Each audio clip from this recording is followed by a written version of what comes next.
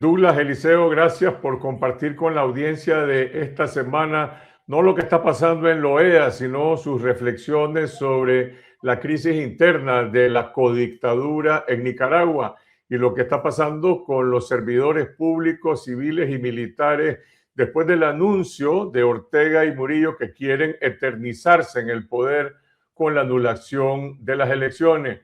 Empecemos por el impacto que tiene esta declaración en los altos funcionarios civiles y militares, los que encabezan los ministerios, los poderes del Estado. Les preocupa a ellos que las instituciones que lideran los órganos del Estado o el ejército y la policía se hundan con la eventual caída de Ortega y Murillo, como pasó con Somoza en 1979. Yo creo que ellos no están visualizando el fin de la dictadura porque realmente viven adentro de una burbuja en que se alimentan constantemente de información que no es correcta. Ninguno de esta cúpula que hoy se sienten eternos y sienten de que les van a renovar por 7 años más puede estar seguro bajo este sistema, porque en el momento que cualquiera de los dos codictadores crea que ya ellos tienen suficiente capital como para volverse alguien que le interese trasladar sus lealtades hacia otro lado, lo sustituyen, lo golpean y lo sacan del poder. En el caso específico del ejército, cada día que pasa el general Julio César Avilés y los ahora coroneles generales se comprometen más con los codictadores, Rosario Murillo. Pero ¿qué pasa con los 20 generales y con los decenas de coroneles que están bloqueados en sus ascensos en la carrera militar? ¿Cuál es el futuro del ejército sin Ortega y sin Murillo? Para mí es fundamental la última entrevista que hiciste con John Philly, el ex embajador de Estados Unidos en Panamá, porque claramente representa el pensamiento del establishment de la política exterior norteamericana. Lo que ellos están esperando precisamente como un momento de incertidumbre es claramente cuando Ortega se muera, pues él dijo como el fin biológico, y precisamente cuál podría ser la reacción de personajes como Avilés y todo el aparato militar. Rosario Murillo ha avanzado mucho pues en el proyecto de sucesión dinástica. Ahora lo que queda por ver si realmente ella va a tomar decisiones fundamentales solo de ella, no solo de ella con Ortega. Yo creo de que si todo sigue igual, pues uno lo que podría pensar es que es más fácil que prevalezca la sucesión dinástica, la consolidación autoritaria, a que haya un cambio político. Que ellos tienen las garantías actuales de seguir acumulando riqueza o que esta no se les quiten. Y yo creo que las alternativas de esa coalición gobernante que hay en el poder que sostiene Ortega va a ser bastante difícil romper eso. ¿Qué piensan los otros 20 generales o las otras personas que están alrededor? Para mí el problema de ellos es que ellos creen de que un cambio democrático es de la oposición, y yo creo que Ortega también asusa a eso, es que prevalezcan esos discursos de que vas a eliminar al ejército, que el ejército no va a existir. Entonces ellos dicen, bueno, estamos mal ahorita, pero estaríamos mal con los que dicen que quieren hacer un cambio democrático. Así de brutal veo yo el cambio. El otro es la incertidumbre, y yo sé pues de que de Avilés todo el mundo dice cosas terribles, pues, de que es cobarde, que es pusilánime, que tiene un cálculo de que probablemente si Rosario Murillo un día le pide la renuncia, lo que viene después es que lo chipoteen, pues, o que lo manden a la cárcel, o que lo excluyan de alguna manera. Yo creo que Rosario Murillo por el momento no tiene la capacidad, yo diría que sería mucha torpeza, aunque sabemos de que es una persona bastante errática, de tratar de tomar ese tipo de decisiones, porque pondría a todo el ejército ante un dilema que sería bastante difícil de solucionar. Yo creo que eso es lo que nos está diciendo entre líneas personas como Philip. Una ausencia definitiva en la que Murillo tenga que reafirmar su legitimidad sola, sin tener que estas apariciones de Daniel Ortega cada 40 días. Ella ha formado un grupo de fichas para controlar el poder que se pueden contar con los dedos de las manos. Fidel Moreno, el propio Avilés, Gustavo Porras, Francisco Díaz, su hijo Laureano, Wendy Morales, Ovidio Reyes, Luis Cañas. Está blindada con la ausencia definitiva de Ortega con estas fichas para controlar el poder. Tenés que recordar que ellos de la ayuda venezolana lo que transparentaron a través, si se le puede llamar así, a través de aquella auditoría que salió a luz cerca del 18, es que tenían 2.500 millones de dólares de esa ayuda, por lo menos lo que esa auditoría dijo.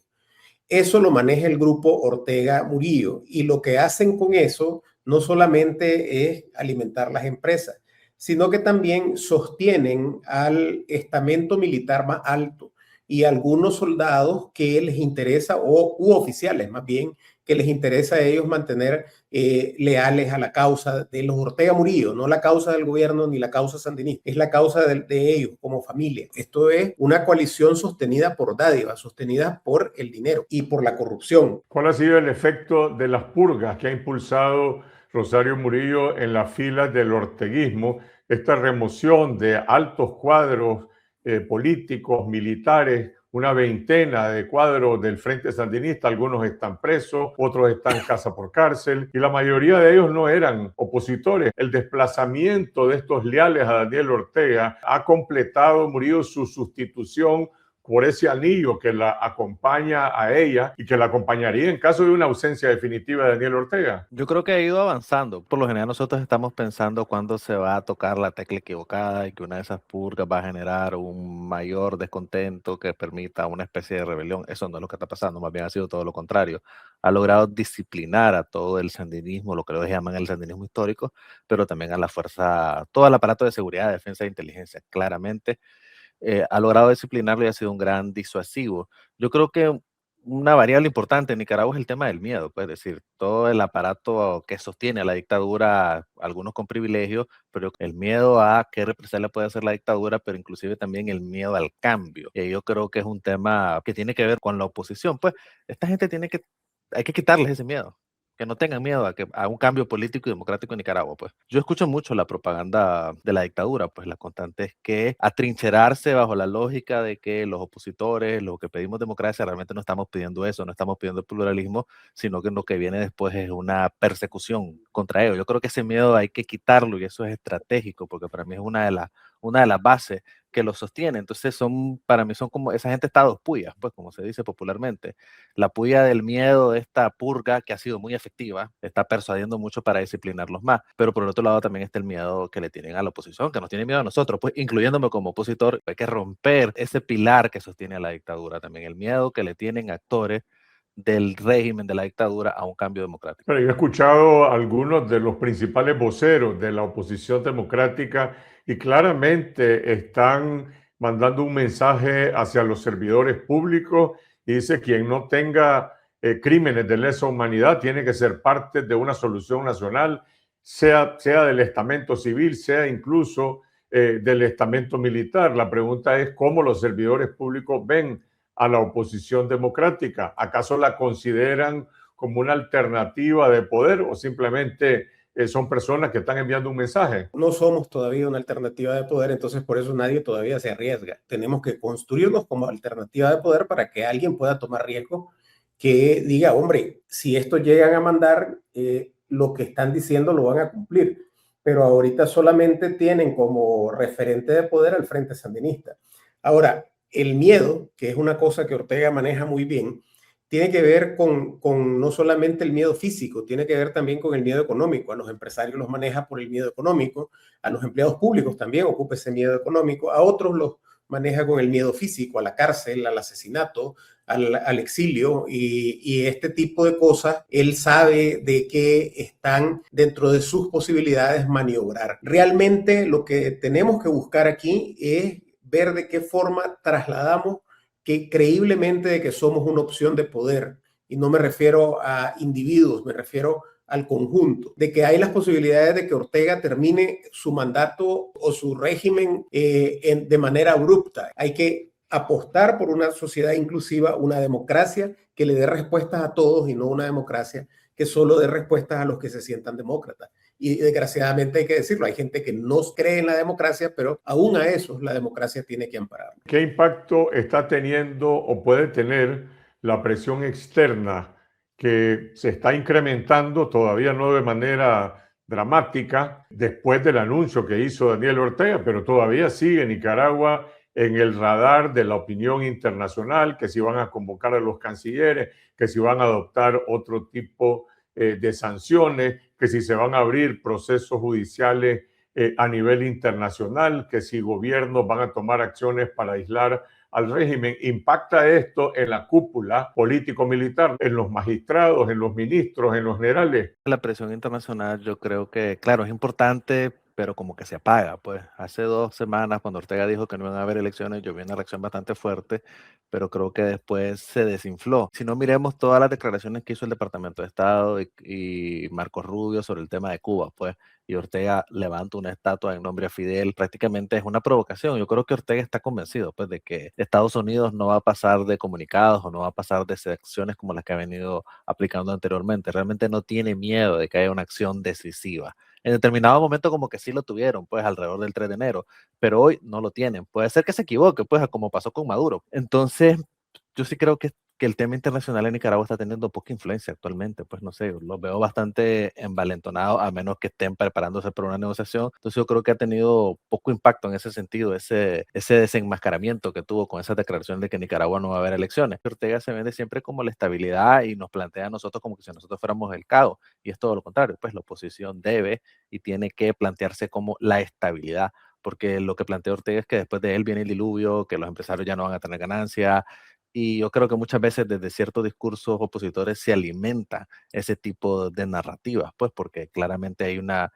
visión bastante, y yo entiendo, pues bastante emocional, bastante, muchas veces con resentimiento, lo cual es normal, pues es duro estar en el exilio y ese tipo de cuestiones, pero también hay que entender de que hay intereses y hay que tratar de alinear esos intereses a la causa democrática. Llámese el interés de Estados Unidos, que teme que en Nicaragua haya inestabilidad, que haya mucha migración, el interés del sector privado, que no solo es nacional, sino que es internacional, pues si no pongamos el ejemplo de las mineras están con Ortega porque creen de que si llega a la oposición se acabó el negocio minero, y yo sé que esa es una discusión y una demanda medioambiental, me queda claro, pues, pero hay que tener claro de que hay que socavar esas alianzas que tienen con Ortega y plantearles que la oposición no es el caos, que más bien es la estabilidad y que va a garantizar de que haya más prosperidad en Nicaragua. Yo creo que eso todavía tampoco queda muy claro. Eliseo, vos decías, la oposición hoy no es una alternativa de poder, no es percibida de esa manera. ¿Qué tendría que hacer para convertirse en una alternativa? ¿Es una cuestión de discurso del mensaje que se envía o es simplemente un asunto de falta de presencia en la vida nacional, falta de acciones? Hay un descontento generalizado en los servidores públicos, la gente vive molesta por el estado de vigilancia oficial que existe sobre ello. Pero ¿a qué opositor van a buscar si la oposición no tiene una presencia en Nicaragua? Hay un esfuerzo y bastante avanzado por tener una narrativa común y tal vez no un paraguas común de la oposición, pero sí una narrativa común que ayuda bastante a avanzar en lo que se refiere al discurso. Lo segundo que la oposición tiene que hacer es convertir esto en acciones comunicacionales. Por el momento no podemos aspirar a acciones reales adentro del país porque evidentemente la presencia ha sido mermada totalmente por el tema de la represión, pero comunicacionalmente no estamos llegando. Los medios de comunicación hacen un gran esfuerzo, ustedes por estar en redes, por lograr entrar a Nicaragua, pero ustedes no son quienes tienen que hacer la labor de oposición.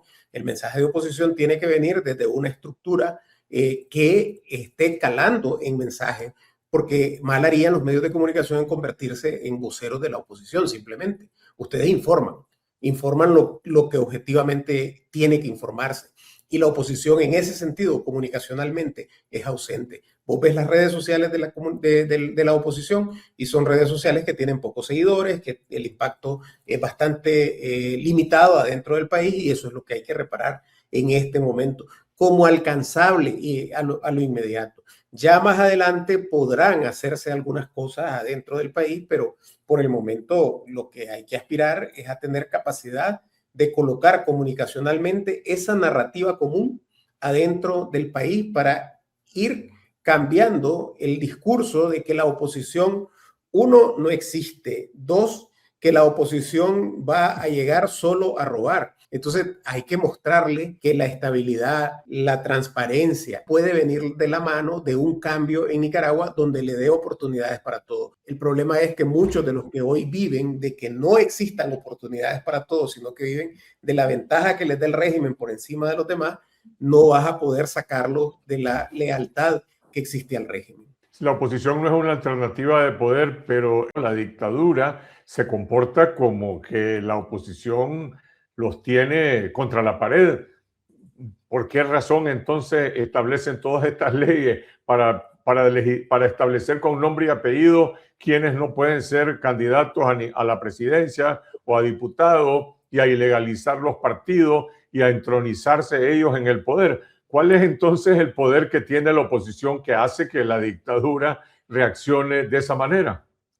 Fíjate que yo creo que ellos creen más en nosotros que lo que creemos nosotros en nosotros mismos hoy no es una alternativa, pero Ortega sabe que eso se construye rápido por todo ese descontento, porque el principal capital político de la oposición es el desastre que es Ortega en el tema de que no hay libertades y el desasosiego que ocasiona, aunque también hay que reconocer pues, que en temas de política macroeconómica Nicaragua no está a como debería de estar según lo que se espera del mal desempeño que Ortega tuvo en los años 80 sobre todo, o de las otras dictaduras como Venezuela y Cuba. Pues. Entonces, para mí el miedo es ese, pues, y es un tema de represión preventiva para evitar que se levante y se consolide cualquier tipo de oposición. Ortega la tiene clarísima en ese sentido, porque la estrategia de Ortega fue precisamente que nadie levantara la cabeza en Nicaragua y lo logró con el terror que ocasionó con el tema de los presos políticos, los asesinatos y este exilio masivo de la oposición. Lo logró bajo la lógica de que de afuera no iba a venir ningún tipo de presión. Ortega sabe de que si controla adentro, desde afuera no va a venir nada. Es por eso que para mí, tarde o temprano, uno de los puntos que sí puede inclinar la balanza es que pasen cosas adentro de Nicaragua, porque bueno, claramente estoy en el exilio desde 2021, varios de nosotros estamos en el exilio, pero también hay que reconocer de que la mayoría de la oposición de Nicaragua está adentro, pero no se manifiesta. Cuando Ortega dijo el discurso de que no iban a haber elecciones, casi nadie le puso atención a la otra parte en la que él dijo de que están agazapados, que están escondidos los opositores y mandaba a vigilar a los sandinistas, a los opositores dentro del país. Entonces, pero es un tema de represión preventiva, sobre todo, y la creencia que tiene Ortega profunda, porque una pequeña grieta que abres en Nicaragua y se abre un boquete, porque claramente en Nicaragua hay una mayoría social opositora que no es mayoría política porque no se puede organizar políticamente, y ese es el principal reto, que es lo que realmente va a hacer que las cosas se podrían cambiar. Yo creo en eso, no es fácil, no va a pasar ahorita, pero tiene que pasar que Nicaragua se organice y en determinado momento hayan expresiones de desafío a la dictadura. Dentro de 2 semanas, en la Asamblea Nacional, controlada por el Frente Sandinista, se va a aprobar esa reforma constitucional, electoral, y vamos a ver la letra menuda de esos cambios. Ya sabemos cuáles son los aspectos gruesos, los 7 años renovables que se están recetando, el hecho de que no habrá elección o votaciones en el año 2027, no sabemos lo que va a pasar en 2028. Una vez que se cierra este capítulo, ¿qué viene después políticamente en el país y a nivel de la reacción internacional? Ortega lo que está tratando es de jugar, como lo ha hecho siempre, a hechos consumados. Está tratando de llevar las cosas al punto en que si tiene que retroceder, retrocede de los 2 pasos adelante que se colocó y no de la posición actual. Él sabe que toda la presión internacional va a estar concentrada en que en Nicaragua haya elecciones libres, transparentes y que pueda plantearse una alternativa al poder de él con posibilidades de triunfo. Entonces, él lo está trasladando para el 28 y hay varias razones para trasladarlo para el 28. Uno es el final de la presidencia de Trump. Eso él lo mira de una forma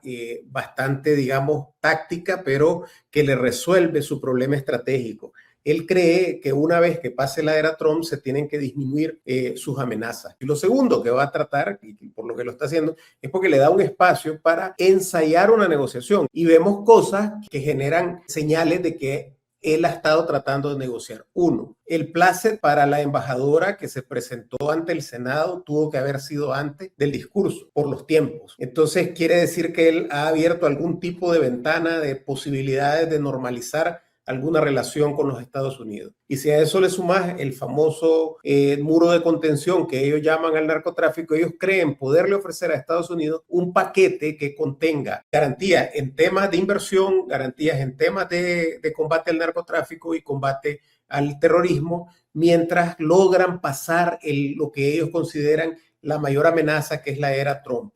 Y a la par, hay cosas que para mí se salen del guión, como por ejemplo ponerle estatua de Fidel Castro, que es sacarle la lengua a Rubio, no a Trump, le sacan la lengua a Rubio, que es el que está liderando el tema del cambio en Cuba. Obviamente hay una colaboración en la política migratoria, en la recepción de deportados nicaragüenses y deportados de otros países. Y Ortega desde hace mucho tiempo ha querido abrir un canal de comunicación que solamente lo ha tenido para esos aspectos operativos. Ahora viene y dice, se anulan las elecciones. ¿Va a lograr de esa manera que Estados Unidos reconozca la normalidad de esta dictadura? Yo esperaría que no, pero nunca hay que descartarlo. Nosotros tenemos que hacer esa incidencia para evitar que se establezcan ese tipo de alianzas, y los que tienen que darles la garantía a estas personas es precisamente los sectores democráticos, es decir, que también la oposición tenga una política internacional clara de cuál va a ser su posicionamiento cuando hay un cambio político en Nicaragua. Eso es importante, de lucha contra el narcotráfico,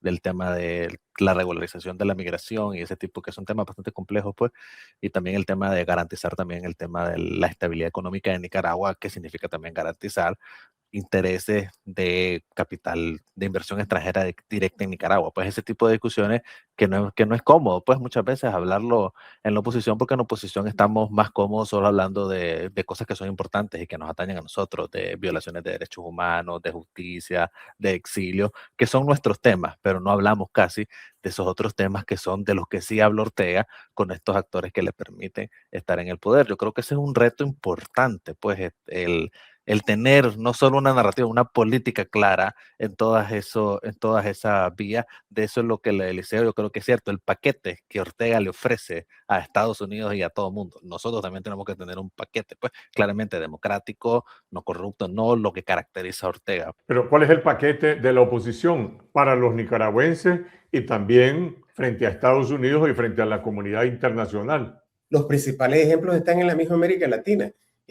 Costa Rica ha ofrecido más estabilidad y mayor crecimiento con un modelo democrático que lo que ha ofrecido a Nicaragua, que han sido unas idas y vueltas debido a las dictaduras, a la de Somoza, a la del Frente Sandinista, a todo lo que hemos tenido. El autoritarismo te puede generar un momento de bienestar, pero no te puede generar permanentemente una estabilidad como la que te ofrece Costa Rica. Entonces, ese ejemplo en América Latina de que la estabilidad proviene de un sistema democrático y no proviene de un sistema autoritario, es lo primero que hay que ofrecer. Y lo segundo es que el combate al narcotráfico, la persecución del terrorismo, el tema migratorio y los temas que tienen que ver con temas de inversiones económicas son más sostenibles en una democracia, y principalmente el último, porque la seguridad jurídica es un tema ausente en Nicaragua. Actualmente tenés que tener un contacto directo con Ortega para tener garantías de que tu inversión va a tener buen puerto. Hay empresas confiscadas hoy en Nicaragua, las 2 semanas pasadas, pero la gente, los mismos empresarios se han quedado callados por miedo. En las 2 semanas pasadas hubo intervención de al menos 2 empresas en Nicaragua que te permiten saber que la seguridad jurídica en Nicaragua es inexistente. Pero ¿cuál es el paquete que la oposición le ofrece al pueblo nicaragüense? El paquete para el pueblo nicaragüense para mí es algo básico también, que es el tema de la dignidad, y la dignidad no solo pasa por el respeto a tus derechos políticos, sino también por ofrecer un modelo social y económico que les permita a la gente tener derechos básicos. Pues Ortega dice de que la oposición va a llegar a vender la educación, es todo lo contrario, es decir, la educación va a ser un derecho. Ortega dice de que van a llegar a privatizar el sistema de salud, todo lo contrario, no se va a privatizar la salud. Entonces para mí el paquete pasa por un sistema de bienestar, un país bastante precario como el nicaragüense, que al mismo tiempo de que sean libertades económicas, que se incentive el crecimiento económico, eso básico, al mismo tiempo también la gente puede disfrutar de esa prosperidad, que hay un poco más de igualdad, que hay un poco más de política social, y política social que no solo dependa del clientelismo. Entonces para mí el paquete es ese, pues es una política social sostenida, que vaya amarrada a un crecimiento económico robusto, que yo creo que la democracia y la reinstitucionalización lo puede brindar más de lo que lo brinda Ortega, y pues tratar de cosechar los frutos de esa reinstitucionalización democrática, pues porque para mí una de las amenazas que hay es que lo que se plantea en Nicaragua sea, sale Rosario Murillo, pues hablando de escenario, y entra el ejército y se hace una dictadura cívico-militar y lo que sea, y el cuento es, bueno, vamos a pasar de una dictadura arbitraria guaranga, como decía el Papa Francisco, a una dictadura con rostro humano, una dictadura decente, más reinstitucionalizada y no arbitraria. No, nosotros también tenemos que luchar inclusive contra eso, a una reinstitucionalización democrática con una política social que cumpla las demandas que ahí están. Ya sabemos cuáles son las prioridades de la gente, y de eso es lo que hay que hablar, pues, de la dignidad en el sentido amplio, la dignidad del empleo, la dignidad del acceso a los servicios básicos, y eso, pues yo creo que se va a escuchar, no inventaré la abuelada, en pocas palabras.